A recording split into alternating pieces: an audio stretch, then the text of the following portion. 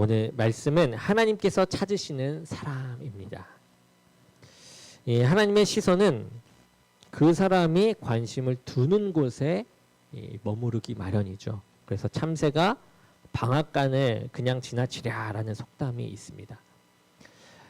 땅에 수많은 건물이 있어도 이 참새의 시선은 이 방앗간에 꽂혀 있다라는 것이죠.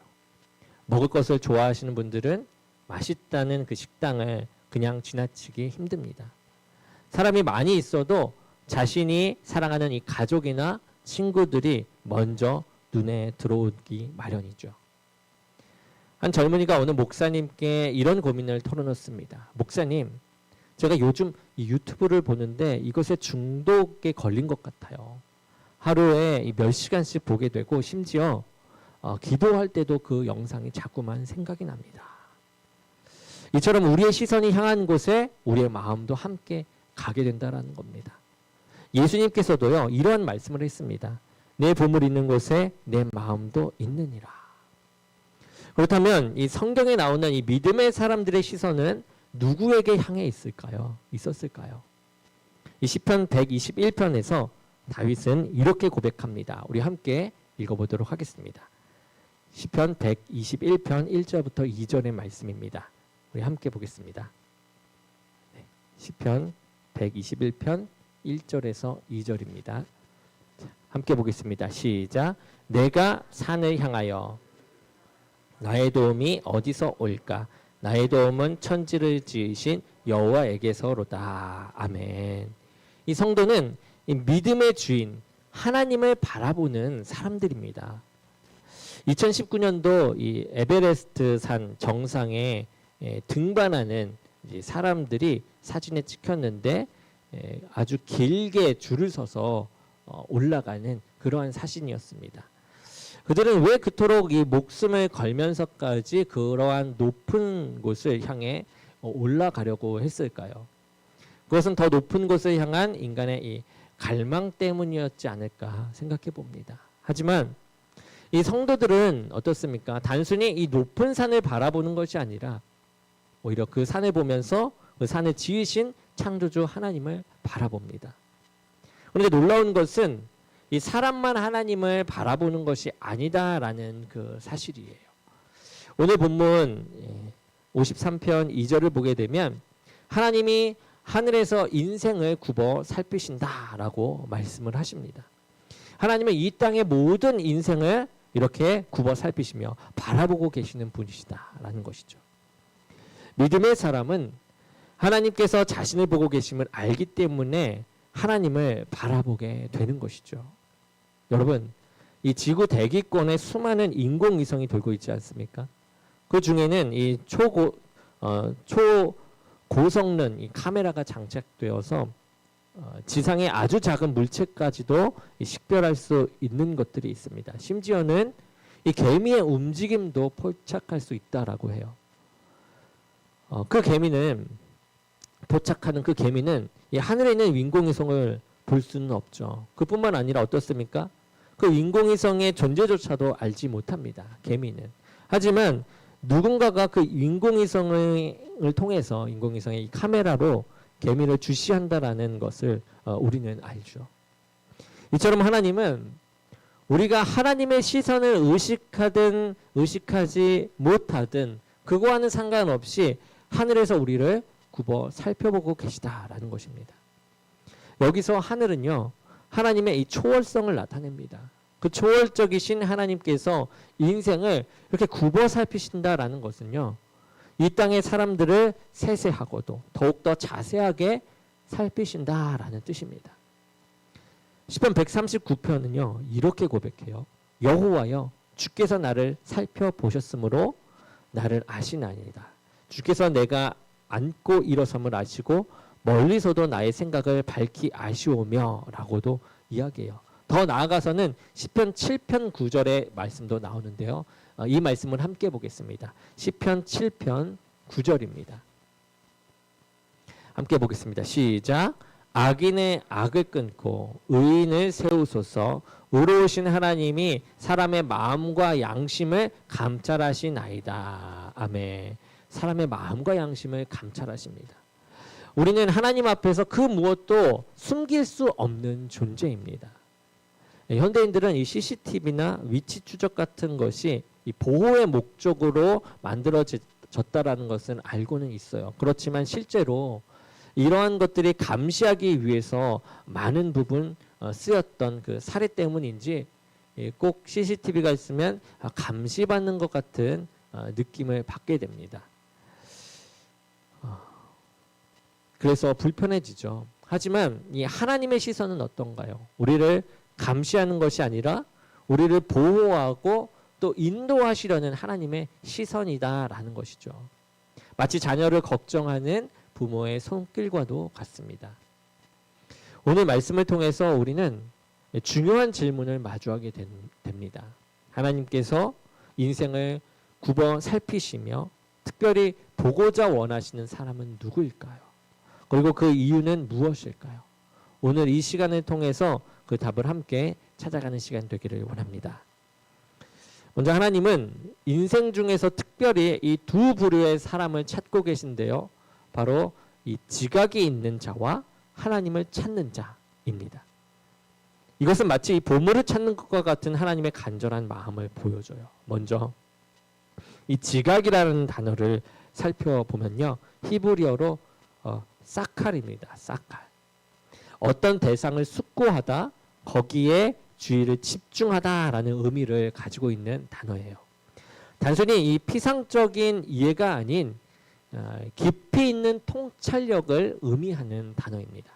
마치 이 현미경으로 세포를 들여다보듯 또는 이 천문학자가 이 망원경으로 별을 관찰하듯 깊이 있게 주시하는 것을 뜻하는 단어이죠.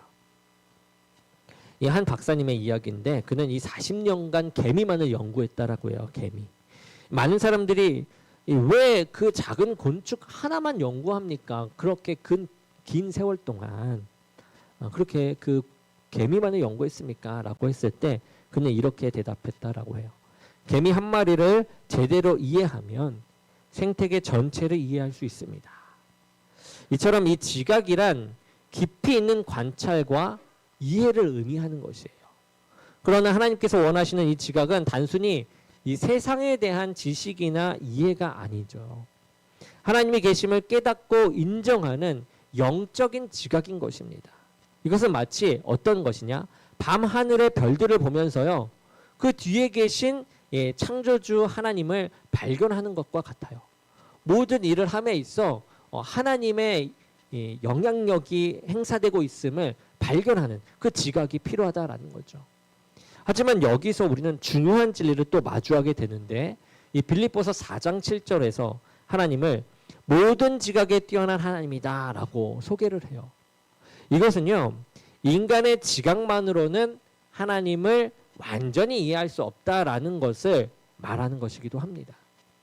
마치 이 2차원의 세계의 존재가 이 3차원을 완전히 이해할 수 없는 것처럼 유한한 인간의 지각으로는 무한하신 하나님을 온전히 알 수가 없는 것이죠. 그렇다면 우리는 어떻게 하나님을 알 수 있을까요? 어떻게 온전히 하나님을 알아갈 수 있는 것입니까? 그것은 오직 하나님께서 자신을 계시하실 때만 우리가 온전히 알 수 있다는 것입니다. 마치 임금님이 백성의 모습으로 변장하고 백성들 가운데 나타나는 것처럼 하나님은 예수 그리스도를 통해서 자신을 이렇게 계시했다라는 것이죠. 왜 하나님은 사람들이 자신을 이렇게 찾기를 원하실까요? 그 이유는 6절에서 분명하게 이야기하고 있는데요. 시온에서 이스라엘을 구원하여 줄 자 누구인가? 라고 이야기합니다. 하나님은 사람들을 구원하시려는 그런 목적을 가지고 계신 것이죠. 마치 잃어버린 양을 찾아 나서는 이 목자의 마음과 같다라는 것입니다. 이렇게 하나님은 찾기를 원하세요.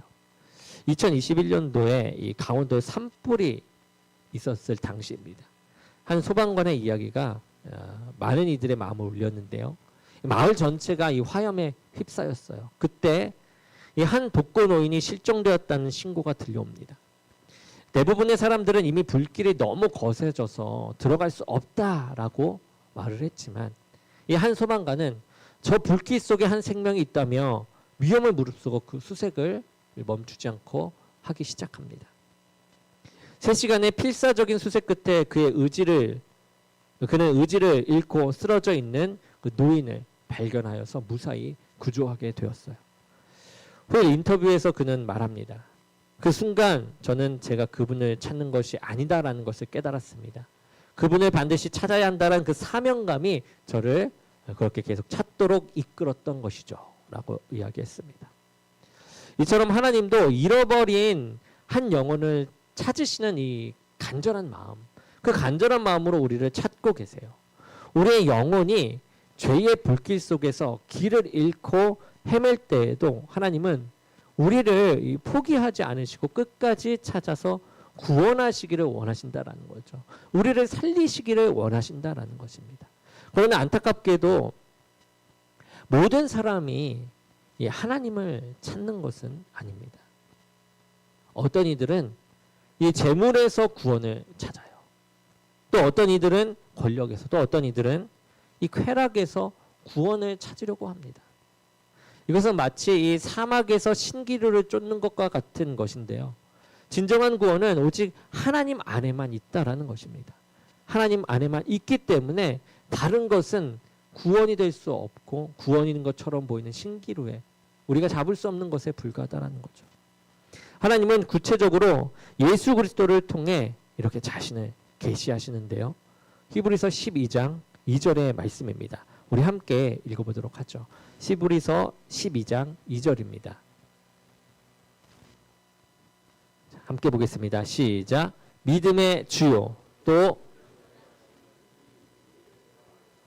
그는 그 앞에 있는 기쁨을 위하여 십자가를 참으사 부끄러움을 개의치 아니하시더니 하나님 보좌 우편에 앉으셨느니라. 아멘. 예수님은 우리 믿음의 알파와 오메가이십니다. 십자가에서 죽으심으로 우리의 이 구원을 완성하신 분이세요. 영화 배트맨 아시죠? 이 배트맨에서 고담시에 위기가 닥칠 때 이 경찰청장은 건물 옥상에 설치된 특별한 조명을 켜게 됩니다. 이것이 바로 이 배트 시그널이라고 하는데요. 이 거대한 탐조 등에 박쥐 모양의 마크를 새겨 넣죠. 그것을 불빛을 딱 킴으로 인해서 도시 밤하늘에 커다란 박쥐 모양이 비추게 됩니다. 이것은 단순한 신호가 아니죠. 이것은 어떠한 신호입니까? 우리에게 도움이 필요합니다. 당신이 필요해요. 라는 간절한 요청의 표시입니다. 그리고 배트맨은 이 신호를 볼 때마다 어김없이 응답하여서 위기에 처한 사람들을 구하러 나타나죠. 그런데 하나님께서도요, 우리에게 이런 특별한 하나님의 시그널을 주셨어요. 그것이 무엇이냐? 바로 기도입니다. 이 예레미야 29장 12절에서 13절 말씀에요. 너희가 내게 부르짖으며 와서 기도하면 내가 너희의 기도를 들을 것이요 너희가 온 마음으로 나를 구하면 나를 찾을 것이요 나를 만나리라 라고 말씀하셨어요. 우리가 간절한 마음으로 기도할 때 그 기도는요 향연이 되어 하늘 보좌에 상달됩니다. 우리의 기도는 하늘로 올라가는 향기가 되어서 하늘 보좌에 이른다라는 것이죠. 성경을 통해서 또 기도를 통해서 예배를 통해 그리고 때로는 일상의 작은 순간들을 통해서 하나님께서는 우리에게 이제 그 기도를 향해 나타난 기도가 상달됨으로 통해서 이제 우리에게 이렇게 자신을 나타내신다라는 거죠. 성경을 통해서도 기도를 통해서도 예배를 통해서도 작은 순간들을 통해서 하나님은 우리 앞에 나타나십니다. 하나님은 지금도 지각 있는 자, 하나님을 찾는 자를 보기를 원하세요. 우리가 바로 그런 사람이 되어서 하나님 눈에 귀중한 존재로 발견되기를 소망합니다. 그런데 하나님께서 인생을 굽어 보실 때요, 하나님을 찾는 사람들을 보려 하시지만 이 선을 행하는 사람이 없어서 어리석은 사람들만 보게 되십니다. 이 안타깝게도 하나님을 찾는 지각이 있는 자를 보지 못하시는 거예요. 어리석은 자들만 보게 되는 것입니다. 이것은 마치 부모가 자녀들의 잘못된 그 선택을 보면서 가슴 아파하는 그러한 마음이 이 하나님의 마음이지 않을까 생각이 듭니다. 본문에서 어리석은이라는 단어가 나와요. 히브리어로 나발이라는 단어인데 이는 단순히 지적인 우둔함을 의미하는 것이 아닙니다.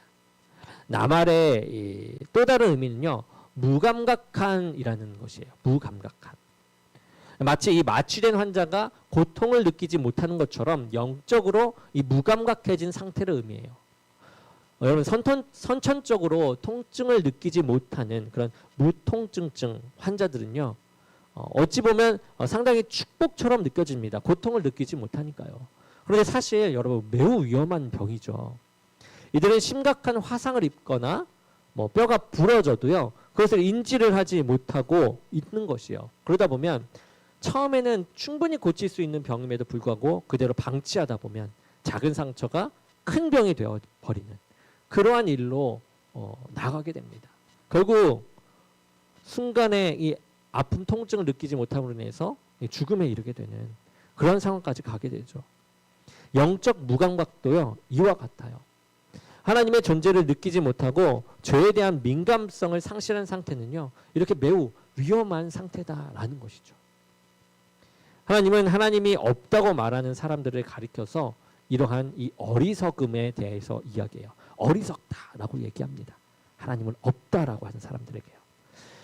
이 하나님은 없다라고 하는 이들은요, 스스로를 매우 지적이고 합리적이다라고 여겨요. 그러나 이것은 마치 이 컴퓨터 앞에 앉아서요, 프로그래머는 존재하지 않는다, 컴퓨터를 만든 이는 없다라고 말하는 것과 같은 어리석음이라는 거죠. 하나님의 이 창조의 증거는요, 우리 주변 어디에나 있습니다.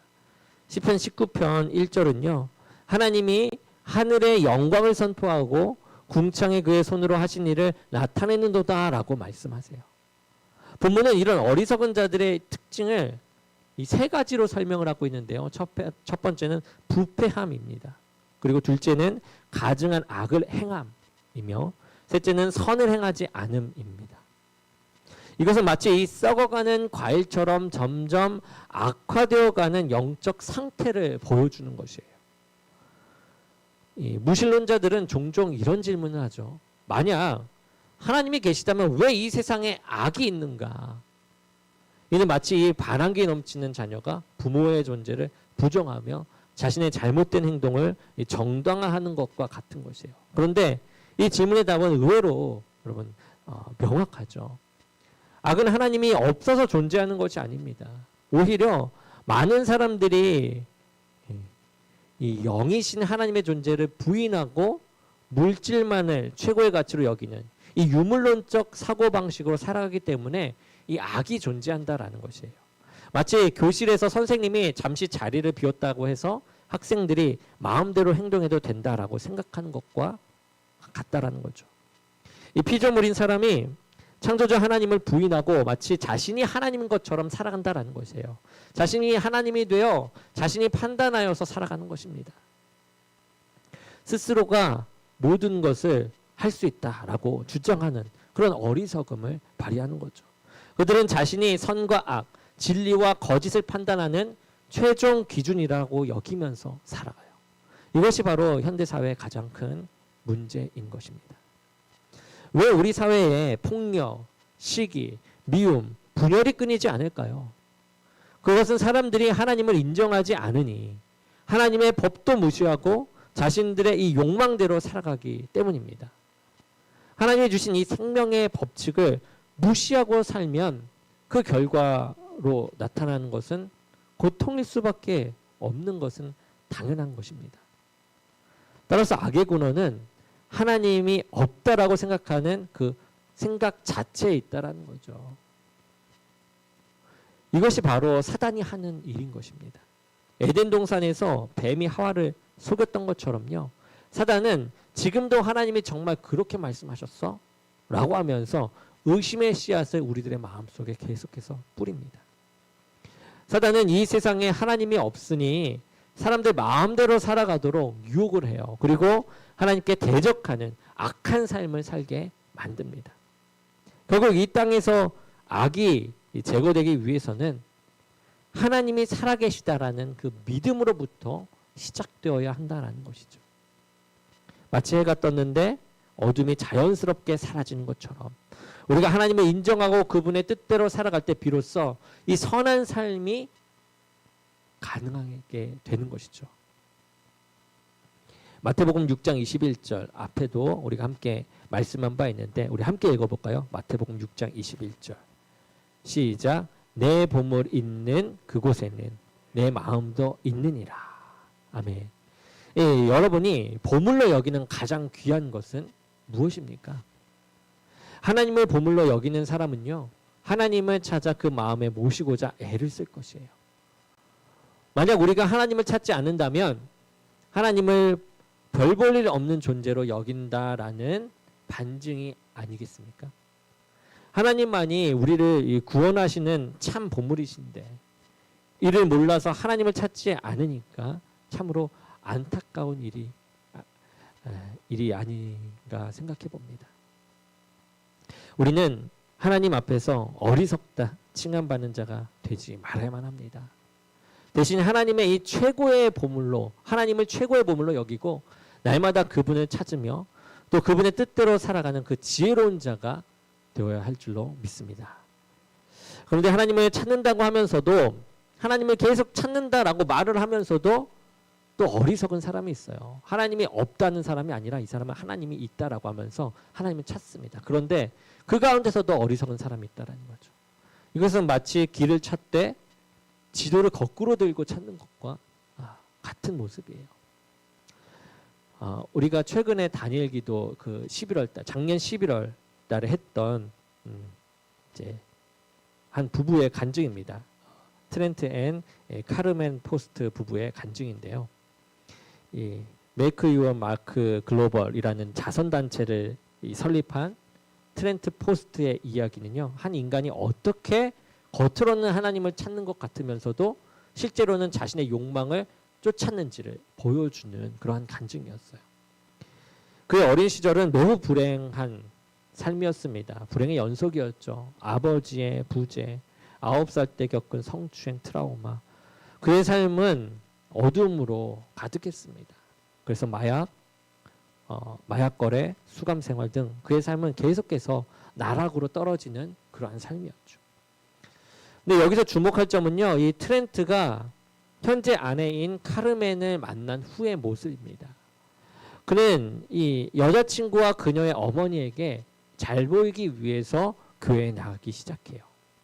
일요일마다 예배를 드렸고요. 성경 공부도 참석합니다. 심지어 다른 사람들에게 복음을 전하기까지 해요. 겉으로 보기에는요, 믿음이 좋은 그리스도인처럼 보였던 것이죠. 하지만 이것은 진정한 하나님 찾기가 아니었습니다. 그의 신앙생활은요, 이중적이었다는 거죠. 주일에는 이 경건한 신자로 보였지만 교회 문을 나서면 여전히 이 마약 거래를 하며 범죄의 길을 걸었습니다. 이것은 마치 이 바리새인들이 겉으로는 경건하게 보이나 속은 죽은 자의 뼈로 가득한 회칠한 무덤과 같았던 것을 연상시키는 것이었어요. 이러한 이중적인 삶은 이제 오래 지속될 수 없었죠. 결혼 후 1년 만에 마약 범죄로 체포됩니다. 그래서 15개월의 수감 생활을 하게 되었어요. 때로는 우리의 삶이 완전히 무너져야 진정한 회개와 변화가 시작되기도 합니다. 이 감옥에서 그는 이 처음으로 진정한 절망을 맛보았어요. 그리고 진심으로 하나님을 찾기 시작합니다. 이때 성령님께서 역사하시죠. 성령님은 그의 형식적인 신앙생활과 이중적인 그 삶을 깨닫게 하십니다. 그리고 진정한 회개로 이끄세요. 트렌트는 이 처음으로 자신의 이 모든 것을 하나님께 맡기기 시작해요. 그리고 간절히 기도합니다. 이것이 바로 하나님께서 보기 원하시는 진정한 하나님 찾기라는 것이죠.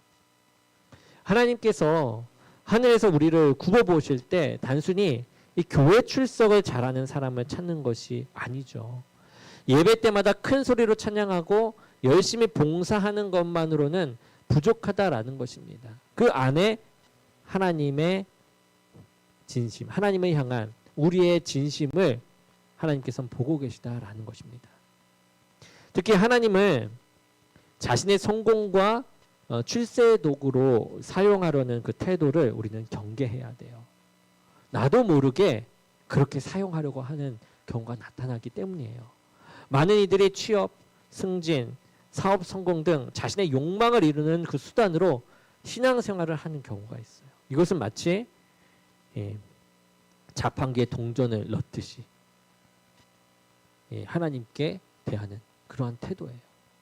하나님께서 진정으로 보기 원하시는 사람은 하나님을 전능하신 창조주요 왕으로 인정하고 전적으로 그분의 말씀에 순종하며 자신의 삶을 온전히 맡기는 사람이죠. 그럼 이것이 바로 참된 하나님 찾기입니다. 하나님 찾기는 하나님만을 바라보는 것이요. 무엇이 소중한지를 아는 것이죠. 우리의 삶을 하나님께 맡길 때요, 비로소 이 진정한 평안과 이 자유를 경험하게 됩니다. 이 트렌트의 경우처럼 하나님께 완전히 항복할 때, 항복해 나아갈 때 우리는 참된 자유를 얻게 돼요. 진정한 자유가 무엇인지를 내 삶을 완전히 하나님께 맡길 때 얻게 된다라는 거죠. 예수님께서 이렇게 말씀하셨습니다. 나의 멍에는 쉽고 나의 짐은 가벼움이라. 바로 이것이죠. 그러므로 우리는 결코 불안해하지 마십시오. 날마다 자신을 부인하고 하나님께 우리의 삶을 맡겨드리시기 바랍니다. 하나님께서는 반드시 우리의 삶을 책임져 주시고요, 참된 기쁨과 평안으로 채워주실 것입니다. 이것이 하나님을 올바로 찾는 자의 복된 삶인 것입니다. 말씀을 정리하려 합니다. 히브리서 11장 6절 말씀을 우리가 함께 보고자 하는데요, 이 말씀은요, 신앙생활의 핵심을 명확하게 보여주는 말씀입니다. 우리 함께 읽어보겠습니다. 시작. 믿음이 없이는 하나님을 기쁘시게 하지 못하나니 하나님께 나아가는 자는 반드시 그가 계신 것과 또한 그가 자기를 찾는 자들에게 상 주시는 이심을 믿어야 할지니라. 아멘. 우리 한 번 더 읽어볼까요? 시작. 믿음이 없이는 하나님을 기쁘시게 하지 못하나니 하나님께 나아가는 자는 반드시 그가 계신 것과 또한 그가 자기를 찾는 자들에게 상 주시는 이심을 믿어야 할지니라. 아멘. 이 말씀은요, 두 가지 중요한 진리를 말하죠. 첫째는 하나님의 존재에 대한 확신입니다. 하나님을 바라보라라는 겁니다. 둘째는 하나님께서 자신을 찾는 자들에게 반드시 상을 주시는 분이시다라는 것을 믿는 것입니다. 그러나 안타깝게도 많은 이들이 이러한 축복의 길을 걷지 않습니다. 가장 어리석은 사람은 하나님께서 분명히 상급의 길을 보여주셨음에도 불구하고요, 이를 무시하고 자기 길을 고집하는 사람입니다. 분명히 상급이 있다고 말하고 이대로만 하면 된다라고 했는데도 불구하고 그것을 따르지 않고 그건 아닌 것 같아요 하면서 내 마음대로 하나님의 뜻을 저버리는 거죠. 하나님이 없다라고 주장하며 자신의 욕망대로 사는 이들은 결국 이 죄의 종이 되어서 영원한 형벌에 이르게 되고 맙니다. 우리가 하나님을 찾는 진정한 이유가 무엇일까요? 그것은 단순히 우리의 소원을 이루기 위함이 아닙니다. 승진, 성공, 건강과 같은 개인적인 욕망의 성취를 위한 것도 아니죠. 우리가 하나님을 찾는 본질은 이것입니다. 우리의 전생애가 하나님께 있기 때문에 그래요. 하나님께 맡기는 것이죠. 그래서 그분의 뜻에 순종하며 살기 위함입니다. 이것이 하나님을 찾는 진정한 이유예요. 하나님이 우리의 모든 것이 되기 때문에, 모든 것의 기준이 되기 때문에, 나의 생명을 주관하시기 때문이다라는 거죠. 우리는 우리 삶의 주권을 하나님께 온전히 맡기고 그분의 인도하심을 따라 가야만 합니다. 이것이 바로 참된 하나님 찾기입니다. 지금도 하나님은 우리 각자의 삶을 주의 깊게 살펴보고 계세요.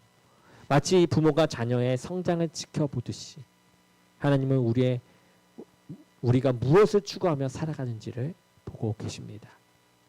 우리는 무엇을 찾고 있습니까?